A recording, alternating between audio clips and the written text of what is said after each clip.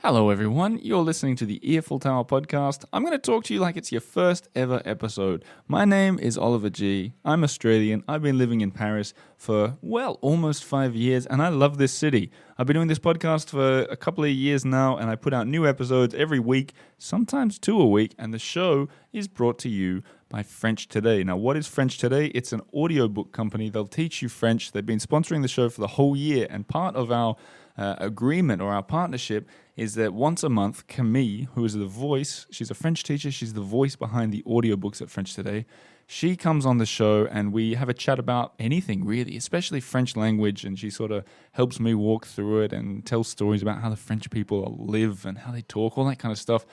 But unfortunately, Camille is quite ill. I hear that she's recuperating, she's getting better, she's on the mend, but she still doesn't have much of a voice. And she emailed me and said, Oliver, for the September episode, can't you just dig into the back catalogue and find something we've done before and release that instead? And I said, Camille, sure. So what you're about to hear today is a smaller episode, but it's kind of cool. It's one that we did specifically for Patreon supporters. So this show, I'm talking to you like you're new here, remember. This show is also brought to you by the generous members on Patreon. Patreon.com/The Earful Tower, where I do a whole lot of bonus stuff. So one of those bonus things is extra episodes. And one of the first ever extra episodes I did was here with Camille. And I think you'll like this because on re-listening to it, it was actually the first time I'd ever met her. So it was really early days. You'll hear my outrageous pronunciation, and she corrects it pretty quickly. But let me just spell this out straight away. I know now the difference between the pronunciation of the word tu and vous. But you'll hear as it starts, I've got no idea what I'm talking about. But also, I need to explain a joke that would have been explained about a year or so ago in the podcast, but I'm going to tell it again. When I used to play basketball, when I just moved to Paris, I used to go around saying to all these guys, salut mon mec, which I thought meant like, hey, my man, hey, my dude, what's up, bro? Because they say mon gars, mon pote, like they always say my buddy, my friend. But if you say mon mec, it means like my darling or my lover, my love. So I was walking around trying to be cool with all these French guys on the Paris basketball court, and I was saying, what's up, my love? What's up, my darling? And no one ever corrected me. So we make reference to that joke. Camille thought it was hilarious, and I think she brought it up in a lot of episodes after this one. And she still does to this day. It haunts me. But what you're going to hear is Camille and I talking about the difference between tu and vous and the importance of this kind of formal way of addressing somebody. Because it's, as far as I'm concerned, they're two of the most powerful words in the French language. So that's what you're about to hear. It's Camille from French Today. If you're interested in learning French, hearing more of Camille's voice, go to frenchtoday.com/earful9. And if you do that /earful9, it'll automatically take a further 10% off all of the audiobooks. And if you're lucky, they'll be having a 20% off sale right now. It is as I'm looking at the site. So that means 30% off. Go and check it out. www.frenchtoday.com/earful9. And remember, hang around after this rather short episode with Camille, and I'll be reading out a little bit of Gmail. I'll be telling you about some exciting developments behind the scenes, and I'm specifically talking about improvements to this show, and I'll give you a little taste of what's coming up for the next season of the Earful Tower. So let's get into it. Here is Camille from French Today. Let's do it. Okay, Patreon/Patreon member. I still don't know how to pronounce you guys. Patreon? Could be Patreon. What is Patreon? So that's the that voice that you just heard is Camille, also known as Camille, who's from French Today, and we've just recorded an episode, and she's agreed to do a behind the scenes. We're going to talk about tu and vous. So hello to you. Hello to you too. But these are the sort of the subscribers, the people who like the show and want to support it. So I figured we give them some bonus content. Okay. And we haven't scripted it or anything. No, it's going to be all live. But you are an expert when it comes to tu and vous. Oh, I am. I am an expert. So anyone that's listening thinking, what is tu and what is vous? Basically, they both mean you, and they're how you address a French person. Mm-hmm. So you can say, and then there's also that comes with it, toi. And it comes with a lot of attached little words. So that's the first thing, and it's actually a very good point. I start my audiobooks by saying that if you know tu, you also have toi, and you also have ton, or ta, or te, or le tien. And So on. confusing. Yeah, it has to do with grammar. So it's the value, the grammatical value of the word and so on. You can learn it the technical way and understand when you need to use what, or you can just learn it by hearing it and repeating and so on. But just know that if you have a very small word that starts with a tu, with a T, I mean, sorry, so tu or te or T apostrophe or ton, ta, te, it all has to do with the concept of you, one person. That's the most important. One person, and usually casual. Okay. That's the idea. Yeah. Thing is, you make it sound easy, but it's not easy. The thing that's trickiest is knowing when to use tu and when to use vous. And no matter how many people try and say it's easy, I'm sorry, it just isn't, because there's like, for example, let's take you and I. I would never assume anything in my whole life, but I'd guess that maybe you're older than me. Okay. I would think so. Okay, so let's just Seriously. say that you are older than me. Okay. And we've met in person for the first time today. I would vous you, Yeah. right? You should normal. vous me. And you would use tu with me. No, I'm not that old. Well, you would use, what would you call me? You'd call me vous? I would use the same. Really? Yeah. See, I wouldn't have guessed that. I would have thought you'd just be like, he's younger than me. Everyone younger is tu. That's how no? You need to have a good, 40 years over the person, or 50 or Is that 60, true? and so on. Yeah. Well, it depends. See, the thing with tu and vous. So first, let me jump back, and I need to correct you. I'm very, very No, sorry. that's okay. No, you're the teacher. You need to push your u So sound. I'm saying it wrong. So- See, I don't even know when to use it. Okay, go on. Let's do it. Let me So tu, tu. tu. Yes. And And what that's did I a say? word. You said tu. Like Tu. T-O in Like English. you were lazy. Tu. Lazy mouth. Yeah, that's okay. Well, it's for the Patreon followers. So that's one We're thing. the inner circle here. Yeah. We can all be friends. Well, Tu. oh yeah, that's it. Okay. You have some words where you're going to have to be careful with that word because it does not exist in your language, and so the pronunciation is going to be tough. For me, we talked about it. It's to focus. Okay, if I don't Focus. put yes, exactly. I used to say that on the phone, Yeah. to prospective students. I would say, I focus a lot on grammar. Oh, wow. And so they signed. Yeah. I had lots of students. Really? That was great. Oh, wow, that's a tricky one, especially because grammar sounds like grandma. Yeah. Then you're in dangerous territory with that sentence. Okay, so let me get back to it. Tu. Tu, yes. tu, So tu. whenever you're going to be saying tu, Oliver, you need to focus Tu. and push this u out, especially since you have it. You know No that one's ever sound. said that So, to me before. Yeah, just stop and Tu, think a little tu. bit. Tu, okay. Tu. So now you said, when do you tu, when do you say vous, and so on. Not everybody agrees. So, That's why it's so complicated. it's the same thing with the French, not the French kiss, but do you kiss or do you not kiss? Some people don't like kissing. In America, some people don't like hugging. Yeah. You- French people don't you like know. hugging, as I Oh, understand. no. It's not that we don't like it, it's that we don't know it. It's not a gesture that we do at all. Only a mother or father would like. It's done to children or it's done to lovers. That's all. But the breast, like the upper body contact with another human being between adults who are not intimate is a big no-no in France. That's funny. Yeah. Do you know something? Here's a story that a little behind the scenes story, because we are behind the scenes. We are. We're Like, right behind the scenes. scene is over there. And Yeah. we're here. I used to live in Sweden where I worked as a journalist, and in Sweden they hug Mm-hmm. the same way that French people kiss on the cheek, and I found it so odd, and I wrote this story about it, about I can't embrace this idea of Yeah. hugging, and it went like wildly viral in Sweden. Every newspaper wrote about it, Wow. and they had me on live TV as a foreigner talking about it in Swedish. Yes. And it was the first time I had to really speak Swedish, like I had to be right. Yeah. And I was so nervous. I still can't watch the clip of it. And they said to me, before it started, it was like the big morning breakfast show. Yeah. They said, put your hands and fists on the table like that, 2 fists on the table. Yeah. And you can, like, I'm holding my hands so tight that they look, that they're like white. And then they cut over to me and this woman interviews me about this story I'd written. And it just looks like I'm on a roller coaster. I was getting it all wrong. It was so embarrassing. I wish I'd had a shot of whiskey before. Yeah. Anyway, well, that was way off topic. But I was in Sweden, actually, on this off topic. I was in Sweden when I was 9 years old. And my cousin who lives there introduced me to a Swedish friend of hers. And I went to kiss her. And the girl turned around and ran over, like ran away, really not ran over, but ran away, or preposition. You know, people always complain about preposition in French. They should try it in English.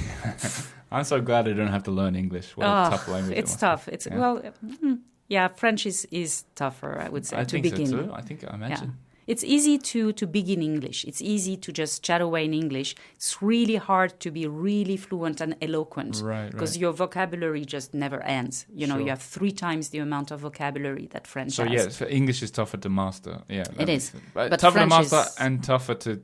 Yeah, I get you. Yeah, English is easy to get started because it's everywhere. Yeah, it's There's a Big Mac on every corner. Yeah, and the vocabulary that you really use is kind of shorter, and also grammar is easy. It's really easy. So it's not you don't have 1,000 different ways of asking questions and so on. So what happened to the Swedish girl that ran away? I caught up with her, and then I was showed how to hug and so on. Okay. So that was my first hug. So flashback, we met an hour ago, and if we were in French, you would have used vous and not tu. Yes, me. Absolutely. Could I have said to you, oui, mais vous pouvez dire toi? No, you would have. Yeah, you could, but that would have been not the best way to do it. So you could have said. Casual using on. You're going on peut se tutoyer? Okay, and it's really rare that the person answers no to that. Okay, can you say that again? It's on peut se tutoyer. But then you glide it. Yeah. On peut se tutoyer. On peut se tutoyer? On peut se tutoyer? On peut se tutoyer? But you say it with a smile, so you engage. Not too much, not mon mec. Okay. Mon mec, so you're referring to the episode. Yeah. That no one, when I put this out on Patreon, no one will have heard that episode. So they're just wondering why you called me babe. Well, they'll have to listen, so they know. See, these guys will listen. It's a hook. Yeah. Okay, and we can still let's this idea of vous and tu. You see, you're really struggling to stay on the focus. I'm nervous in front of the teacher. That's why. I remember when I was working in a French office, there was a bunch of architects there, and I remember this warm feeling when one day, after about 2 years, one of them said to me, she goes, Oliver, on peut dire, or she said what you just said, on peut se tutoyer. And I was like, oh my God, I've finally been accepted by this woman. Yeah. It was such a feeling. Yeah. So why don't people give that feeling earlier? That's what I want to know. So there's I think that the thing that is being less said about tu and vous, a lot of people say, are you close to the person, not close, and so on. But to me, that's not the big issue. The big issue is social class, okay? In France, social class and your social belonging is important. So if you come from upper class, if you are a bourgeois, for example, you'll stick with vous, okay? So if you're talking with architects, chances is that they had higher education, that they come maybe from family with money and so on, and they were raised in a world of vous, okay? A world where you say vous to people that you don't know intimately. They'll stick with vous for longer and in the workplace and so on. Whereas if you are of a, sorry to sound so snobbish, but, lower social class, you'll just jump into tu right away. My father-in-law, for example, will tu everybody. He's in his 60s and he will enter a shop and start to say tu to the salesperson. He's never met the guy before, but he will use tu. Wow. Okay, but he will use vous. Renegade. Yeah, but he will use vous when he talks to my mom. Interesting. For example. So it's a question of social class belonging, personal choice, situation. So the major point is age. Okay, if you're a child talking to a grown-up, you have to use vous. Otherwise, it doesn't show respect. When you're a teenager, we don't know. Okay, right. That's where I have a 13-year-old daughter. Some of her friends say vous to me, and I don't correct them. I actually like them to say vous to me because that's my education. I'm such a snob, and some of them have started saying tu to me without me inviting them to do so. They never said on peut se tutoyer? No, they just went tu, and I let it fly because, I'm not that old either, but it was surprising to me because of, again, my familial education. When I talk about education, it's not school, it's like social class. Okay, and if we could end it on one sort of message to people who are learning French, would that be just stick with vous? Yeah, learn vous. Learn vous first, because vous is one person and it's the plural. Yeah, you can't go wrong. Yeah, tu is always only one person. So if you have a group of friends, you are saying tu to them individually. As a group, you'll say vous. So vous is much more useful, and worse come to worse, people will think that you're a little bit stuck up, you know? There you have it. Hey, one last question while I'm thinking about it. You corrected me on my pronunciation before. So does tu and vous, they don't rhyme? They do not rhyme. No. See, if you had asked me this morning, I would have said that they rhyme. Yeah. So there you go. I don't know. Yeah, vous exists in English, but tu, the sound of u, does not. There you go. It's close to e. You know, when you say e, u. So do a e with your lips, so with a smile. And nothing change inside your mouth, the tongue position and so on. It's all the same. Push in the front. Yeah. Tu. Okay, well, you have been Camille. I have From been French Camille. today. I haven't changed. I know, I'm still this there. has been a bonus episode for you, Patreon guys, as a thank you for sponsoring the show and being my supporters. Find our audiobooks. Did I already say this? The links will be here. French today. That's how I learn French. That's how I can pronounce tu so well. And on peut se tutoyer. And mon mec. And mon mec. You're making the jokes and no one gets any. Doesn't matter. They'll have to go check it out now. All right, Patreon guys. Thanks so much for your support, and I will talk to you soon. Okay, au revoir. Au revoir.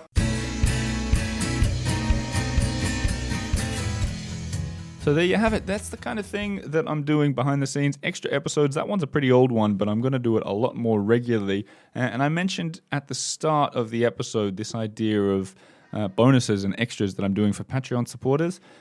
One of the big things that I'm working on, and I'm going to get really regular and ahead of the game on it, is these PDFs that accompany the episodes that specifically have a lot of tips in it. So, for example, I hope that you guys recently heard when I talked to the mayor of Montmartre, and what gave me the idea was I got a few emails from people saying, hey, can you tell me the names and addresses of the recommended restaurants that he said? Things like that. And I thought, it's a good idea, but it's a lot of work because he recommended like 50 things in that episode. It's a really good one. Check it out if you haven't already.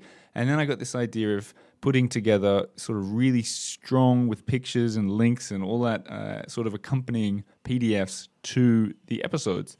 And obviously, I'm always keen that people are signing up on Patreon, supporting this work. And that was my idea of giving something in return for the support on Patreon, as well as all the bonus episodes and the walk show videos and stuff. So if you've ever been curious about what goes on behind the scenes at Patreon, I've put 2 of those guides there for free. So the one with the mayor of Montmartre and the recent episode with Nico from KB Cafe, they're right there towards the top of Patreon. If you go there right now, I think it'll be about the 2nd or 3rd post. They're just free to look at. So get a look at those PDFs, see if you're interested in more, because I'm going to be doing them for every episode of the next season. I'm going to give you a hint what I'm thinking. I'm thinking to go through the arrondissements, the districts of Paris, in order with guests who know best, the people who make the City of Light shine related to those arrondissements with walk shows to match. So that's my idea for next season. I'm going to talk about it more as it gets closer. But the PDFs are there. Go and have a look. You will have to scroll past a video that I did yesterday. I went out on, I think I'll talk about this a little bit because it was really fun. Bois de Boulogne, the second biggest park in Paris, out to the west, just over the big ring road that circles the city. Did you know that you can rent rowboats there? They cost only, I think it cost me 16 euros for an hour and a half. So if you want to go out and do the same thing, make sure you bring cash. 50 euros deposit as well. So the first time I went out there intending to do it, I only had a card. They didn't accept it. So remember cash. But I went out there. I brought the stabilizer. I brought the camera. I bought 3 co-captains. And I did it was like a 1-hour live video for Patreon supporters on a private YouTube link. It was pretty dangerous. We almost fell in. We went through some trees. And it was really nice. The co-captains, who will be familiar faces for anyone who's been listening for a while, were talking about Paris and giving French tips and Paris tips. It was pretty fun. I think you guys will like it. And if not, if you're not a video kind of person, just go out to the lake. Beautiful. Now, I'm going to read a little bit of email, Gmail as I like to call it. Here's one that I got in that was rather nice from Ali, or could be Ali. Ali Rodriguez. I'm going with Ali. He says, Bonjour, Oliver. This is just a note to say thank you for your podcast. I discovered it last December while planning a late spring trip to Paris and the Côte d'Azur for my family. I wish I could say I'm doing something interesting and quirky while listening to your podcast, but the reality is that I listen while on my twice weekly 50-mile commute from Newburyport to Waltham in Massachusetts. I think that is the first time, Ali, that I've read something from Massachusetts, and I love it. What a great name, Massachusetts. Massachusetts. Sounds like something from Huckleberry Finn or something. He continues, I leave at 5:30 in the morning and I'm bleary-eyed, but the podcast wakes me up. And then he continues, he says I may as well continue actually. He says, I discovered your podcast from hearing the episode when you and Lena guested on the Join Us in France podcast. That's Annie Sargent. Love her. Join Us in France. Another good podcast. If you like this one, you might like that one. I love those topics and the people that you interview. It's fun whenever you and Jay Swanson team up for an episode or a YouTube video. I even used the /earful link when buying 2 beginner volumes of French Today, a good French program. There you go, guys. And I'll just repeat that, www.frenchtoday.com/earful9. And he says, I understand you're from Perth, mainly, which is correct. He says, but when I first heard your voice, I could have sworn you must have been from someplace near Blackpool in England. Shows what I know. Well, yeah, you were way off there, Artley. Blackpool in England, that's where they talk that's like Liverpool. That's like Blackpool, Liverpool, isn't it? No, way off, way off. I've been there, though, Blackpool. He continues, and he says that he's gallivanting around France and Biarritz and Bordeaux now, and he says, and for the first time ever, instead of listening to your podcast while on my sleepy morning commute, I've actually been listening while in France. Cheers to you, Lena, and the Earful Tower podcast. Thanks for the great work. I'll always be listening. That's a big promise, Ali. I'll always be listening. But thank you very much. Those kind of emails always they always warm my heart. It's nice, I look at the statistics. I see there are a lot of people that are listening, but it always is very special. If I see that the statistics say someone's listening in Massachusetts, it doesn't really mean much to me. But to see that email from you, it made my heart sing. So thank you very much for sending that in. I figured I'd also read out a little bit of the feedback on those PDFs I was talking about to give you an idea of what people are saying. So Heidi Boyd, love the PDFs, she says in the Patreon comment. It saves me from missing notes that I mean to jot down. Your Patreon has incredible value and you're doing great work. My husband and I love the weekly content and have gone backwards to binge and catch up. We love your wedding song turned theme song. I wonder if you'll play it at your event in October. That's a good idea. Maybe I can have it as the intro music. Heidi's referring to the event at the Ambassador's Residence, at which I hope to see you all. Other comments, Felicia Lim, I love the PDFs. I'm a research freak, so this is especially handy, especially while I'm listening to your podcast while out and about. Yeah, well, that's the whole idea, isn't it? People often tell me they're listening on their commute or whatever. You can't jot down these place names. Jim Brown says, PDFs are especially helpful since my French isn't great and it's sometimes hard to understand the names of your places that your guests mention. Correct. Yes, I'm with you. Courtney, she loves the PDFs. They're handy and they summarize the conversations well. I should say they're not just a list of addresses. There's quotes from the guest. There's, there's pictures, a bunch of pictures of old and new Paris. Based on what we talk about, really. What else have we got here? Kathy Carter really enjoys the PDFs. It's a great idea. I'll definitely use them on my next trip. You know what I was thinking is at the end of next season with the 20 arrondissements, there'll be one PDF to rule them all, the ultimate guide to Paris. Anyway, that's enough. That's enough of the comments on Patreon there. But I figure one more thing that I should say is I've been doing this book club on the side. So if you like books about Paris, I suggest that you go out, find this month's book club book, which is called Paris, Paris, or Paris, Paris, or Paris, Paris, depending on how you want to pronounce it. In fact, the first chapter, it says it's called that book because it's sort of slightly inspired by when you're on the metro, and they say when you're arriving at a station, for example, if you're arriving at Pigalle, the woman's voice goes, Pigalle? Pigalle. She changes her tone, and that's why it's called Paris, Paris. So really it should be called Paris, Paris, like that, almost like a kind of reassuring, we're there when you arrive. Anyway, that's the book. It's all about Paris as usual, but that's the book for this month, and I've already recorded the interview with the author, David Downey. It was really nice. It's going to come out on Thursday. I'll give you a little taste of that episode before I leave you for today. What I really liked about it is, and you'll hear it in the episode, but I met his wife twice, very randomly around Paris, and his wife did the photos for the book. She's a photographer. And the second time I met her, I said, look, we're using your husband's book as the book club book. I'd love to talk to him. She said, here's his phone number. Call him now. He'll be home. And I called him, and I think he realized that I also love Paris. And he said to me, do you know the secret park off the Rue de Rosiers in the Marais? And I said, yeah. He said, meet me there in the shade of the fig tree.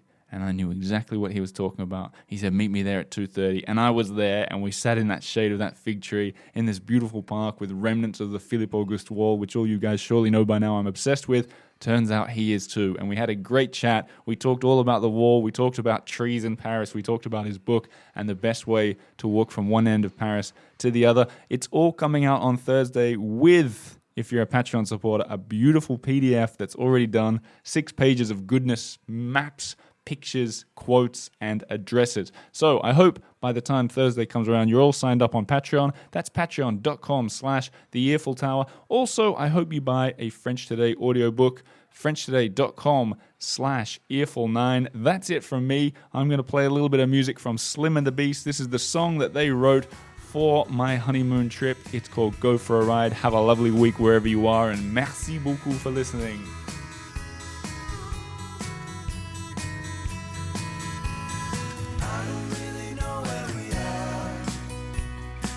Just wanna